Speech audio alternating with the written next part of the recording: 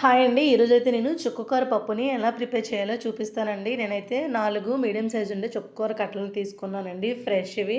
Half an hour ముందుగానే పప్పుని నానబెట్టుకోవాలండి. అలా అయితే పప్పు అనేది మెత్తగా కుక్ అవుతుంది. ఒక మీడియం సైజ్ ఉండే ఒక ఆనియన్, ఒక 3 పచ్చిమిర్చి, అదేవిధంగా పించ్ ఆఫ్ పసుపు, ఆయిల్ యాడ్ చేసుకొని నీట్‌గా కట్ చేసుకున్న ఆ చుక్కకూరననేది యాడ్ చేసుకోవాలండి. విజిల్ పెట్టుకొని ఒక 6-7 విజిల్స్ వచ్చిన తర్వాత తీసినట్లయితే పప్పు అనేది చాలా మెత్తగా కుక్ అయిపోతుందండి. దాన్ని మనం పప్పు గుత్తితో స్మాష్ చేసుకోవాలి. నెక్స్ట్ తాలింపుకి రెడీ చేసుకొని స్టవ్ మీద ప్యాన్ పెట్టుకొని ఆయిల్ యాడ్ చేసుకున్నాక కరివేపాకు, ఎండుమిర్చి, అదేవిధంగా ఒక 2 మీడియం సైజు ఉండే ఆనియన్స్, జీలకర్ర అంతా యాడ్ చేసుకున్నాక అది కొంచెం గోల్డెన్ కలర్ వచ్చిన తర్వాత మనం ఈ పప్పు అంతటిని కూడా యాడ్ చేసుకోవాలండి. గ్రేవీకి తగ్గ వాటర్ యాడ్ చేసుకున్నాక కొంచెం సాల్ట్, ఇంకొంచెం పసుపు, అదేవిధంగా ధనియాల పొడిని కూడా యాడ్ చేసినట్లయితే కొంచెం పప్పు దగ్గర పడిన తర్వాత కొత్తిమీరతో సర్వ్ చేసినట్లయితే టేస్టీ చుక్కకూర పప్పు